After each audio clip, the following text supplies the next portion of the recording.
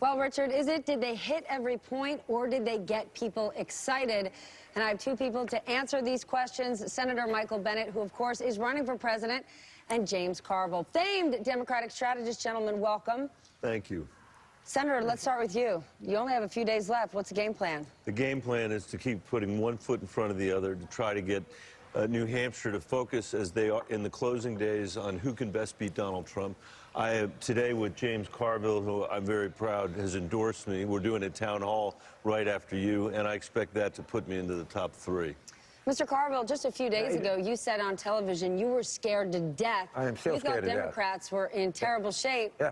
But you're sitting here with Senator Bennet. Because if we nominate him, we're going to get 400 electoral votes and we're going to have 55 senators. And as long as that possibility exists, I intend on doing everything I can to see it make.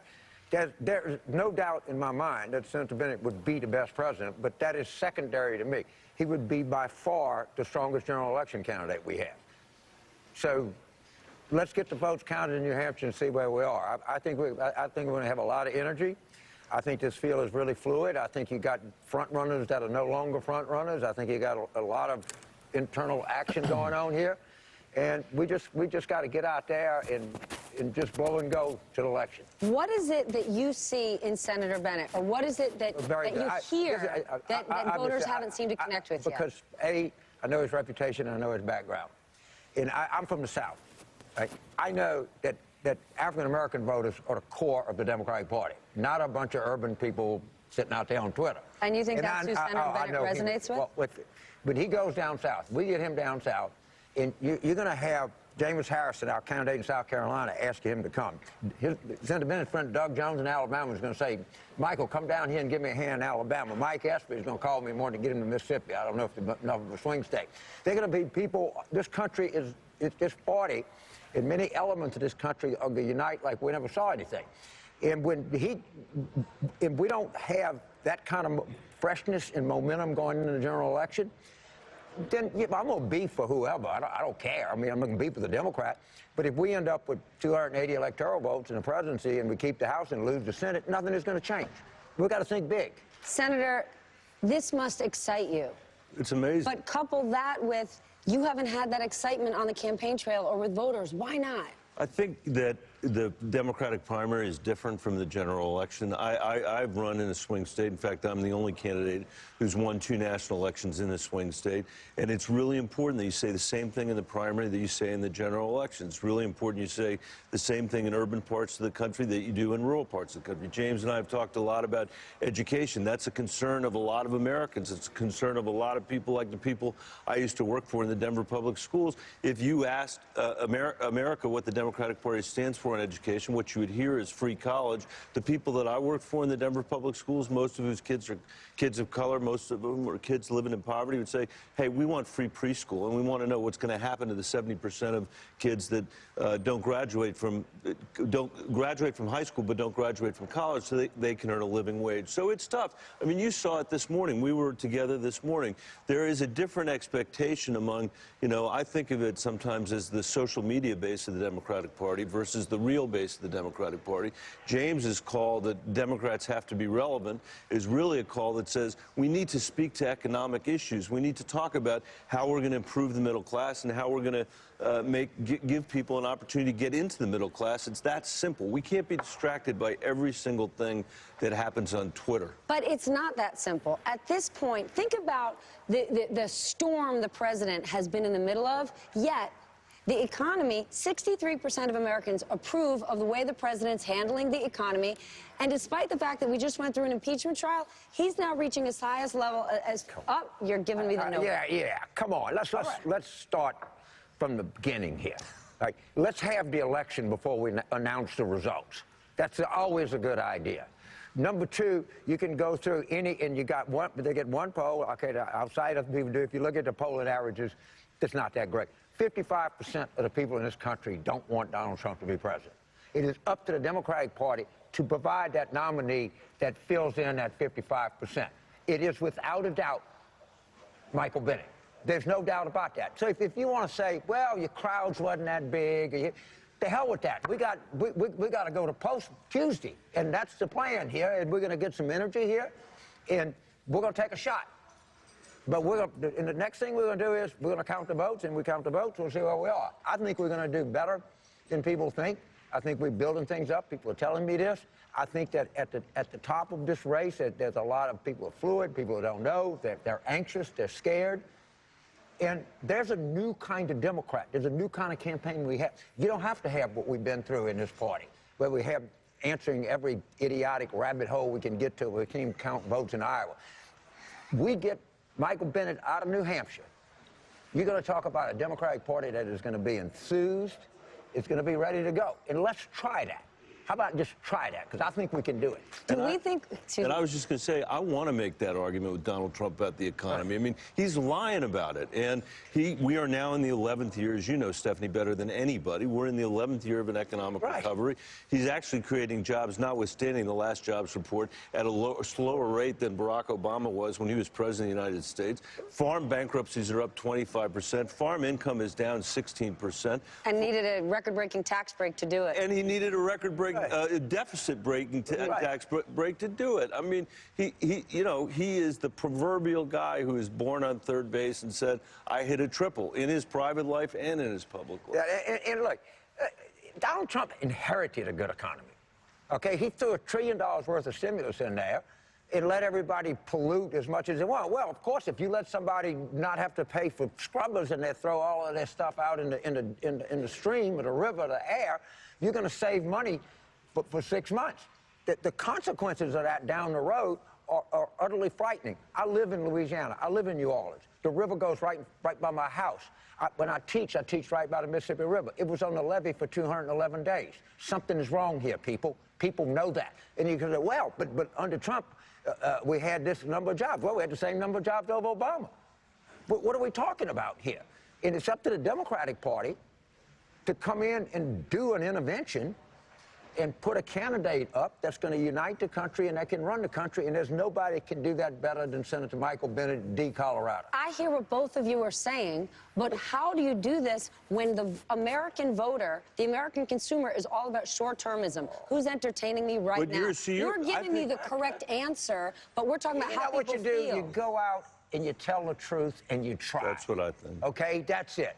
Tell the truth and try, and that's what we're going to do. That's what my daughter, Caroline, who's here with me today, said to me. She said, Dad, if you run and tell the truth and you lose, no one can fault you for it. And I said, that's good, Caroline, because it's the only way that I can win. And you have to have a deep keel, and I think that's what we really need right now. You know, when he's making the arguments on the economy, we need to take him back, you know, on those arguments. We lost. James mentioned climate. He and I talked about climate last night, how important it was in his state, how important it is in my state. We lost the election to a climate denier last time. And we lost an election to a climate denier because Donald Trump made the case that if we deal with climate change, we will destroy our economy. If we ignore climate change, our economy is going to be great. That is a ridiculous argument, but he won that argument because there were enough voters who didn't think Democrats cared about their jobs and cared about their wages that he was willing to win. And I don't want to lose that argument again to Trump. James, what does that tell you about the American voter? That the American voter was willing to vote for someone like that and might do it again? First off, he got 46%. So let's just don't go overboard here. He got 44.8% in 2018. He suffered the worst electoral defeat in the House ever. It was the highest turnout against him since women were granted the right to vote. His polling average is, I don't know, 43.2%. But yet, the media is going, oh, he's so strong, he's so powerful, he's so this. No, he's not. What the problem here is the Democratic Party. And the problem is we can't seem, other than Senator Bennet and maybe Senator Klobuchar, we can't seem, and may impede somewhat for sure, to talk about things that are relevant, that matter in people's lives. We're out there chasing every kind of goofy thing that we can. And I just think, and I've never been proud of anything I've done, and come up here and try to help Senator Bennet, and I'm up here, I love him, I think he's a great guy. I love the United States, and we got to do something here. Do you think you have a firm grip on who the Democratic Party is if you consider all the energy behind Senator Sanders and the kind of campaign he's running versus yours? James? Go ahead, James. I'm sorry. I have the idea of the Democratic Party that I read about and I see on television, and that is a bunch of people on Twitter running around causing trouble. The Democratic Party, I know, consists largely a lot of African Americans. It consists of a lot of suburban women. It's a lot of Latinos and Asians and people of color. It's a lot of older retirees. To me, that's the Democratic Party. But to MSNBC, the Democratic Party is Manhattan is the epicenter of the Democratic Party. Let me. I wasn't saying that at all. I was saying I don't think Bernie Sanders supporters are people living in high-rises in Manhattan. But let me say this. Can I say this on the Democratic Party? We won the House of Representatives in 2018. We won. We flipped 40 seats. How did we flip 40 seats? 39 out of 40 Democrats ran on a public option. 1 ran on Medicare for all. That's how we put Trump on defense. Trump's the only president in American history who's taken insurance away from millions of Americans. We should be on offense. In 18, we were on offense and we won. In 20, we can't go into this election on defense on health care. Yeah, sentiment too, and something I never tire of pointing out. We won the governorship in Kentucky and Louisiana. And Trump came into Kentucky and Louisiana and made it about himself, and they lost. Why don't we do what my governor, John Bell Edwards, did? Why don't we do what my friend, Governor Andy Beshear, did, and concentrate on things that matter in people's lives? But I've got to sit here and listen to how powerful Donald Trump is. Oh, my God. If we nominate the right people, if we nominate Beshearian and Edwardian type of Democrats, we're going to win a lot. And Senator Bennet fits in that. The idea of a political party is to win elections. That's all it's about. If you don't do that, you have done nothing. It's not to make a point. It's not to start a revolution. It's not to win an argument. It is to win the election. This is the man that can win the election. You know what? And if you think he's wrong about that, look at yesterday's New York Times, the article about impeachment. The final quote is from Mitch McConnell. And Mitch McConnell says in there, they didn't have the votes, and maybe if they won more elections, they'd have the votes. That's what Mitch McConnell said. You know what? It's the same thing James is saying. We have to win. There's no other way through this but to win. That's it. You know, everything else is theory. And the Republicans laugh at us because they ram through every issue that people don't like, from giving tax breaks to rich people to ignoring climate. He went to Davos. Donald Trump went to Davos and said he wanted to cut Medicare. And where's the discussion about this? But all I hear from my friends, oh, he's so powerful.